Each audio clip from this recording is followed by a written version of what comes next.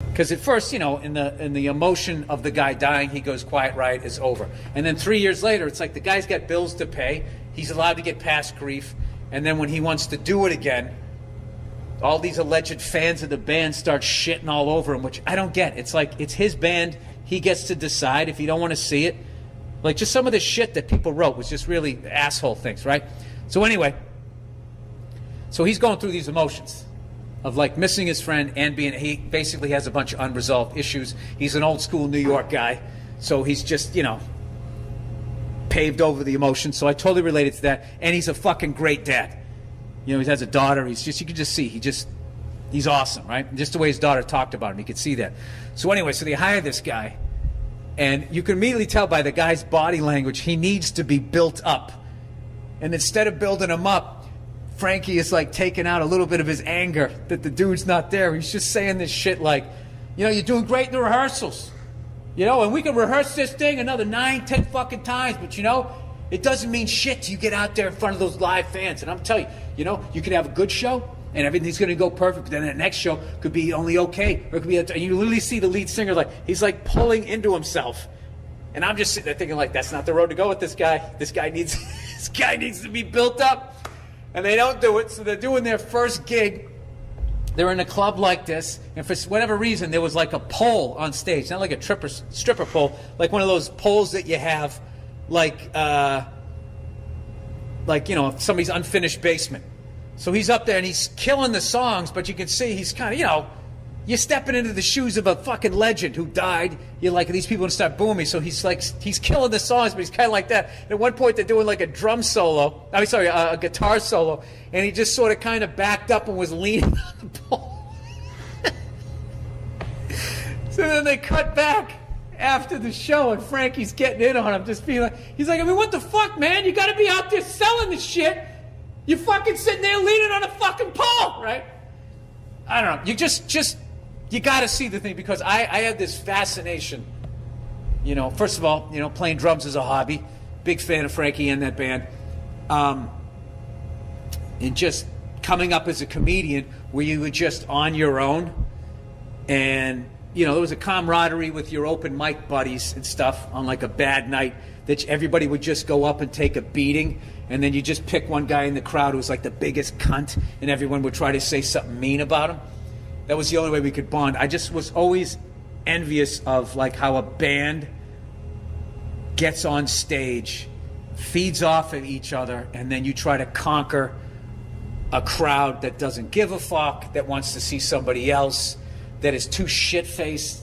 It's a fucked up bill that you're on. Like, I always thought that stuff was amazing. So I can't recommend that documentary enough. I know I was talking about it like it was a little Spinal Tappy, but they all are. You know, same stand-up comedy ones are too, but still, just like learning, like I knew that album was big, but I didn't know that it passed The Police, and I think the biggest selling album of all time. So it's really fascinating. And then also you get to hear Frankie play. Oh, the original bass player too, who actually played on that album, but they had a picture of Rudy Sarzo on the back. They had the whole band, Carlos, Kevin, Frankie, and then Rudy. And then a little note on the side just said who actually played the bass on that album. And it still bugs that guy. And they had him at like a signing, and this huge Quiet Riot fans going, who are you? What is your name again? And he says like his name. And he goes, no, I'm on the album. It's just, and the kid goes, oh, it's sorry they didn't put you on there. And he goes, and the kid's walking away. He's like, no, I'm on there. I'm on there. It says it. And then they cut to the guy afterwards, and he's just like, I mean, do your research, man. So, I don't know. I enjoyed it. So, I got my tea's almost ready here. I don't see the steam coming off. I don't have a place to put the bag, though, do I? I guess I'll set it down right here. I'm waiting for some asshole from fucking London to write in to say I don't know how to fucking drink tea properly. You know what I mean? Some crooked teeth cunt, you're right? You got to think with Invisalign, that nation is finally getting their shit together, right? They got to be, right? I mean, there's no... At that point, then having crooked teeth is just a choice. And then people from England go from, like, being hard to look at to, like, kind of cool. And then you understand, like, oh, this is why all these good bands came from out there. These people don't give a fuck. All right, you got to sit down when you drink tea. Coffee, you can stand up. Stand up like an animal right outside of a roach coach, you know? Talking about the chicks you want to bang at the office. Are you even allowed to do that anymore? That's what we used to do. Stand outside the fucking roach coach being like, oh my God, did you see fucking Stacy's fucking ass in that fucking skirt? Oh, I'd like to bend her right over her fucking... That's how we used to talk. Now you can't do it. People still think it. They're thinking it, but they're like talking about the environment and saying woke shit about Black Lives Matter, but they're still thinking of bending her over. I mean, human beings haven't changed that much since I was a kid, right? Oh, it's still hot. Oh, my taste buds. Oh, Jesus. Please don't put that there. This is sliding out of the way here. It's an expensive production here.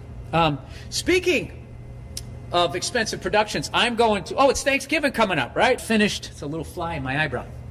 It's unbelievable. I just felt it land. Oh, I know people are giving me shit about the Michigan hat, right? Hail to the victors, fucking 3 and fucking 7. I don't know what we are. We're not doing well. What are we going to do? My big thing this weekend is I want to see the University of Indiana beats Ohio State. Then I think it negates the hundreds of thousands of people that have died in this country from COVID. I'm making that big of a statement. That's what it is.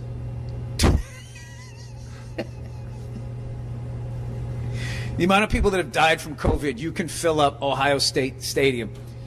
And as a tribute to them, I want to see the University of Indiana. I don't even hate Ohio State. I actually really like that team. I've liked the players that they've had. I like their colors. I like the whole fucking thing.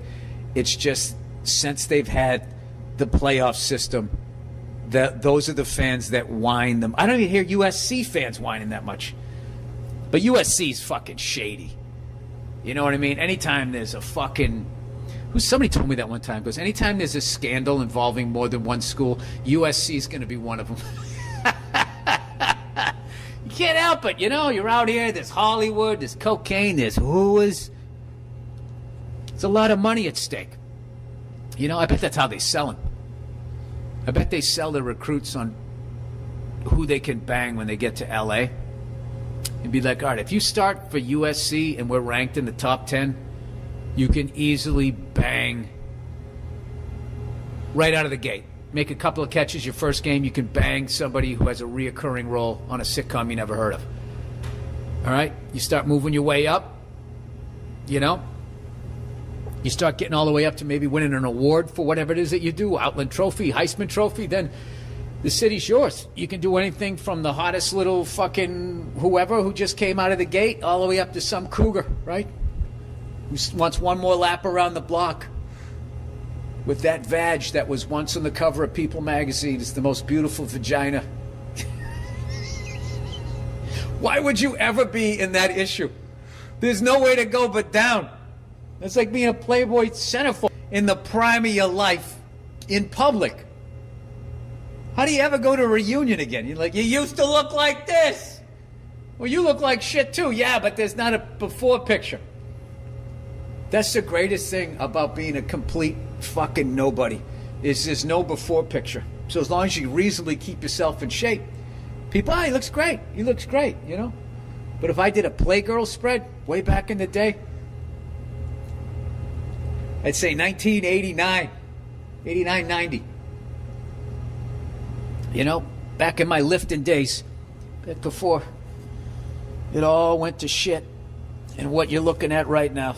If I didn't look bad enough, this overhead lighting will fucking handle it. This is how I sit, by the way. This is me standing up straight. All right. Oh, I haven't talked about Texas yet, which is the last topic I have. How far into this am I? Look at that, 23 fucking minutes. Can anybody talk about nothing for a quarter of an hour like a third of an hour? Third of an hour, third of an hour. Texas, everybody! Woo! Ain't no virus. They're resetting the economy. This is the big reset. Have you seen that fucking... These fucking idiots who are sitting there predicting that this is the big reset are also the ones creating it.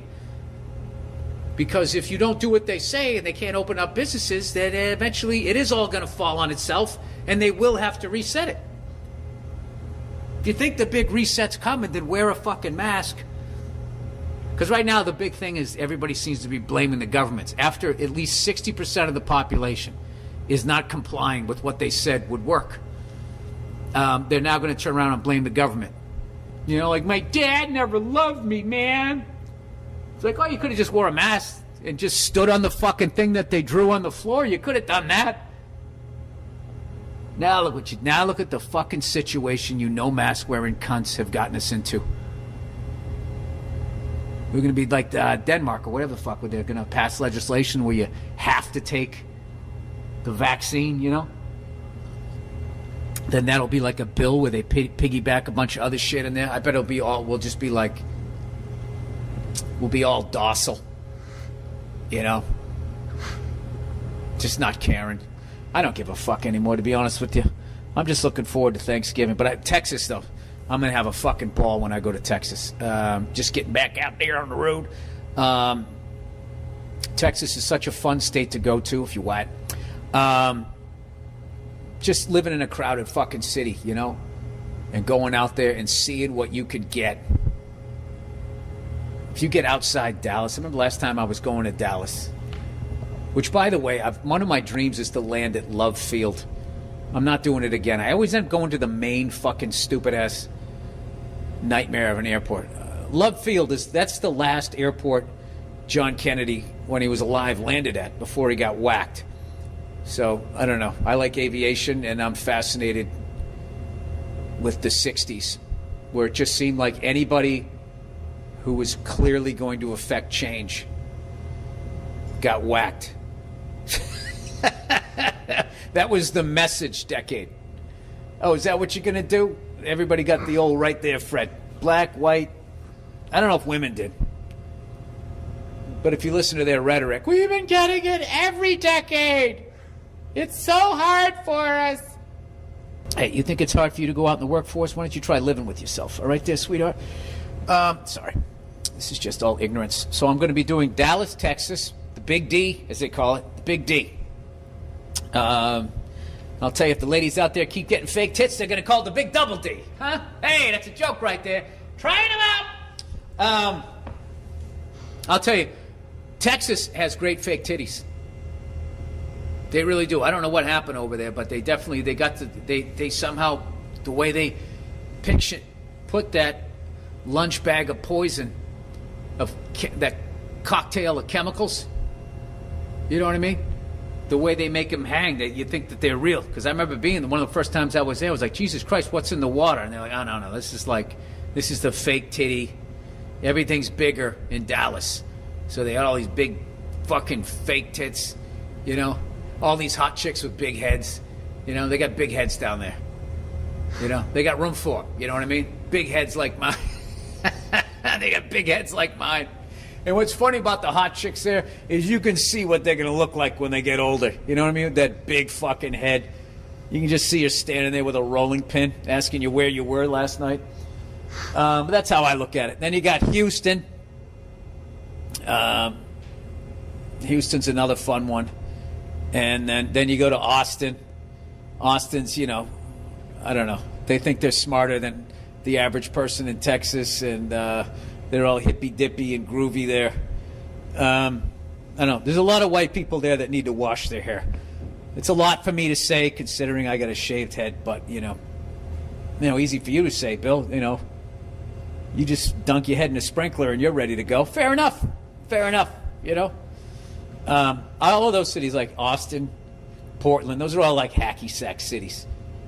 You know, anti-government, people playing hacky sack and just fucking dress like they're going to Woodstock. I like to generalize. I'm going against the grain, you know?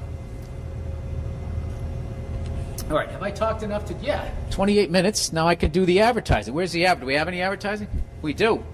Is it in here? Is it in this... Now, if you open up your green folder, you'll see... Oh!